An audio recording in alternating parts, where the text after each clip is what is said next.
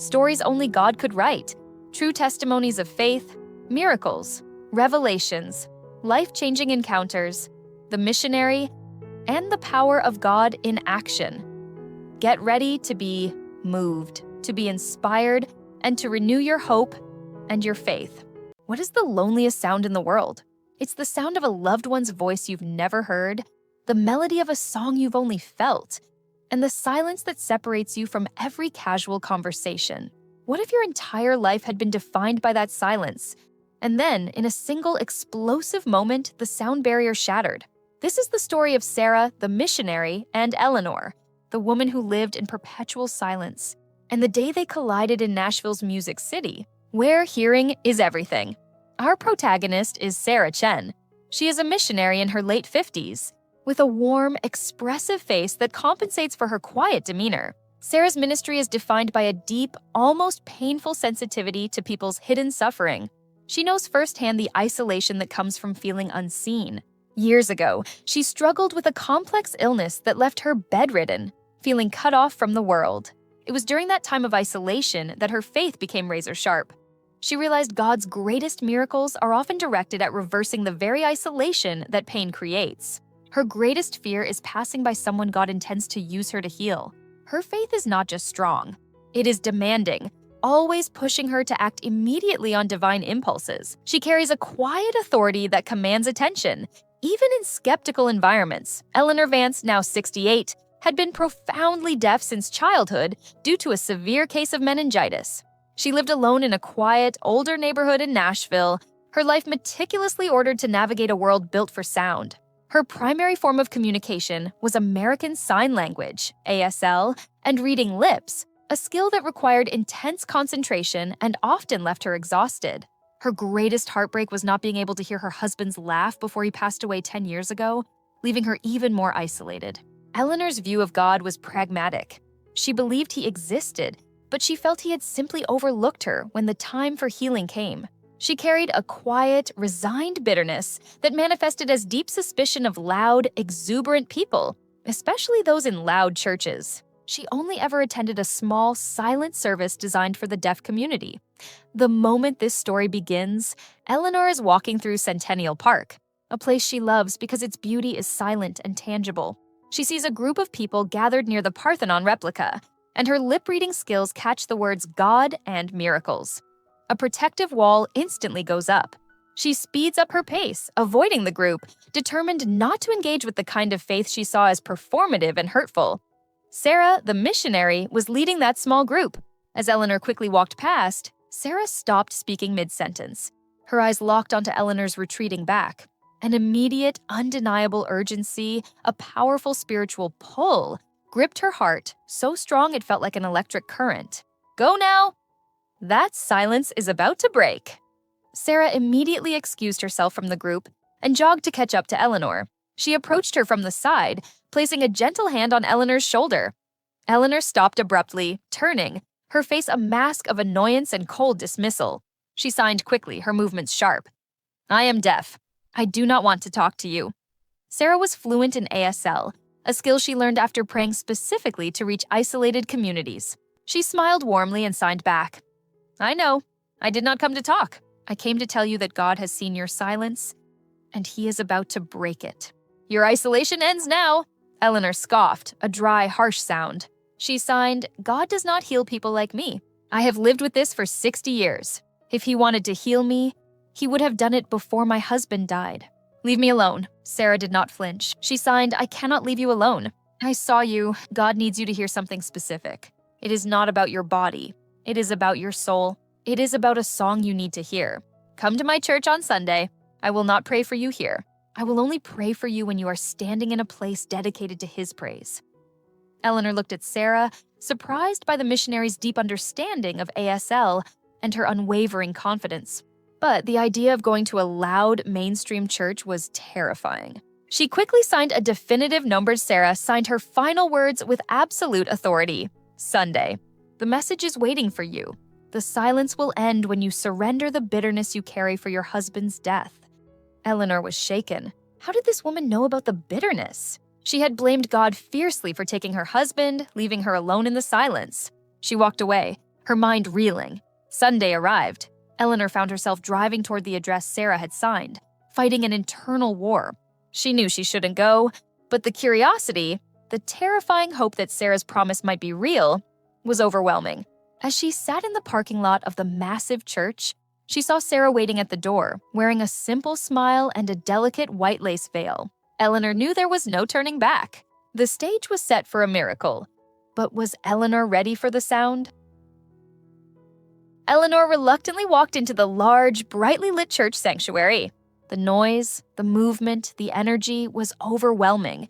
Even though she couldn't hear the music yet, Sarah immediately met her, signing a welcoming, "I am so glad you came." Sarah introduced Eleanor to the small team dedicated to assisting the deaf, positioning her right near the stage. Eleanor felt incredibly exposed and uncomfortable, sitting directly in the line of sight of the large praise band. The service began. Eleanor focused fiercely on the lead interpreter, trying to keep up with the fast-paced signing of the worship songs. She saw the joy on people's faces, the way they moved, the hands raised, and felt the deep bass vibrations of the music through the floor. The music was so loud that the vibrations made her teeth ache. She resented their noise. She resented their easy connection to a world she could only observe. During the worship portion, the lead singer began a song about restoration and new life. As the music swelled, the vibrations in the floor intensified. Suddenly, Sarah walked over to Eleanor. She signed a simple question. "Are you ready to forgive God for the silence?" Eleanor paused, tears welling up. She signed back, slowly. "I don't know how." Sarah signed the answer. "It starts with a simple yes." Eleanor remembered the long, silent nights after her husband passed. She remembered screaming prayers that went unanswered, feeling abandoned. The bitterness wasn't about the deafness. It was about the solitude. It was about the lost laughter. Right there, surrounded by the powerful vibrations of the band, Eleanor signed a decisive yes to Sarah. She signed her surrender. "I forgive. I surrender the bitterness." The moment she signed those words, something physically changed. The heavy, resonant bass vibration that she only felt through the floor suddenly seemed to intensify, focusing not in her feet, but inside her head. It was a dizzying, internal tremor. Sarah placed her hand gently over Eleanor's ear, not praying loudly, but whispering the command of healing. She finished the prayer and signed, "What do you hear?" Eleanor looked at her, her face contorted in shock. She signed, trembling, "I feel the vibration." "It's too loud." Sarah smiled. She snapped her fingers, a sharp, quick motion, right next to Eleanor's ear. Eleanor didn't feel the snap. She heard it, not as a painful blast, but as a sharp, distinct crackle of sound. Her eyes went wide. She looked back at the band on the stage, which was now moving into the chorus. The vibrations were still there, but now a complex wave of noise, pitch, melody, words was slamming into her consciousness. She could hear the music. It wasn't the silence. It was a wall of sound. The sensory overload was immediate and terrifying. Eleanor instinctively covered her ears, tears streaming down her face, not from pain, but from the shock of existence. She could hear the lead singer's voice, a powerful, clear tenor, singing about God's faithfulness. She could hear the drums, the guitar, the thousands of voices around her. It was too much, too fast. She panicked, signing frantically to Sarah, "It's too loud. Make it stop." Sarah gently pulled Eleanor's hands away from her ears. She signed, "The silence is over."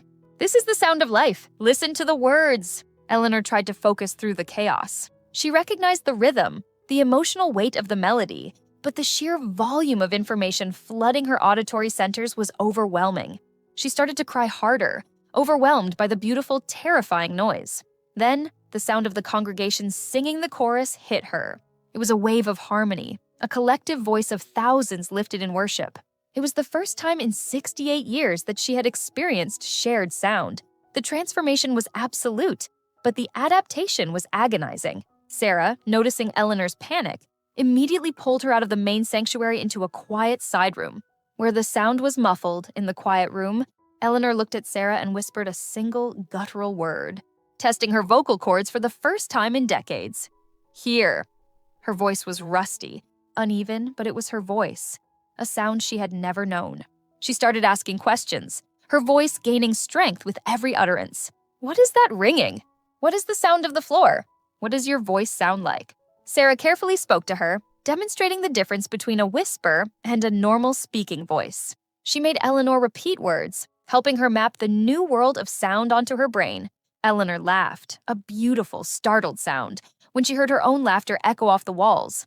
After 30 minutes of adjustment, Eleanor was ready. She wanted to go back into the sanctuary. She wanted to hear the song. As they walked back in, the service was ending and the pastor was making the final announcement. He looked out at the congregation and pointed directly at Sarah and Eleanor. "We have a special announcement," the pastor said, his voice carrying clearly. "Today in our service, God healed a woman who has been profoundly deaf since childhood. I want you to welcome Eleanor Vance." The entire sanctuary erupted in applause. Eleanor didn't just feel the vibrations this time. She heard the thunderous roar of the clapping and cheering. She looked at Sarah, tears of pure, unadulterated joy streaming down her face. The true revelation wasn't just the healing of her ears, but the overwhelming love that was contained in the sound of the church celebrating her. Eleanor stood on the stage, blinking into the bright lights, still overwhelmed by the sound of the applause. The pastor handed her a microphone. Her first attempt to speak was a choked whisper, but then she found her voice steady and clear. "For 60 years, she announced, I hated the silence. I hated that God let me be isolated. I blamed him for taking my husband and leaving me alone in a world I could only watch. But this missionary Sarah told me the silence would end when I surrendered the bitterness. The moment I said yes to forgiveness, the world became loud. I can hear you. I can hear the music. I can hear my own voice. The silence is gone." The great truth was revealed to the congregation. The healing of her physical ears was secondary to the healing of her soul. The bitterness was the real deafness, and the surrender of that anger was the final key to the miracle. The church erupted in another wave of joyous noise. People rushed to the stage, weeping and embracing Eleanor. She was overwhelmed but refused to cover her ears. She wanted to feel and hear every sound, every shouted blessing. The pastor invited her to come forward and be baptized that very afternoon, a complete, immediate surrender of her old life of isolation and bitterness. Eleanor's only regret was that she couldn't call her husband, but in her heart, she knew he knew. She realized that the laughter she mourned was now stored inside her, a memory she could finally access, replacing the angry silence with the joy of remembrance. Eleanor's life changed instantaneously and completely. She no longer needed lip reading or ASL to interact with the world. She spent the next few weeks simply listening to the traffic, to the birds in Centennial Park, to the sound of her own footsteps. Her first major request was simple. She wanted to spend an entire afternoon sitting in the church sanctuary, just listening to the worship band rehearse. The sound that once made her teeth ache was now the most beautiful melody in existence. She became a constant, joyful fixture in Sarah's church, now attending the loud, vibrant services she once resented. She often took the microphone during testimony time, her voice growing stronger and more articulate with each passing week, sharing her journey from 60 years of soundlessness to the explosion of the gospel's power. The friendship between Sarah and Eleanor became legendary in Nashville. They often visit Centennial Park together. Eleanor loves to stand right where she once walked away in anger, now singing the loudest praise she can muster. Her transformation stands as a powerful testament to the idea that God not only hears the silent cries of the heart, but often waits for the bitterness to be released before he opens the door to total restoration. What internal silence or bitterness are you holding on to that is blocking your miracle? Surrender it today. Remember to like this video, subscribe to the channel, and hit the notification bell so you don't miss the next powerful story of faith and healing.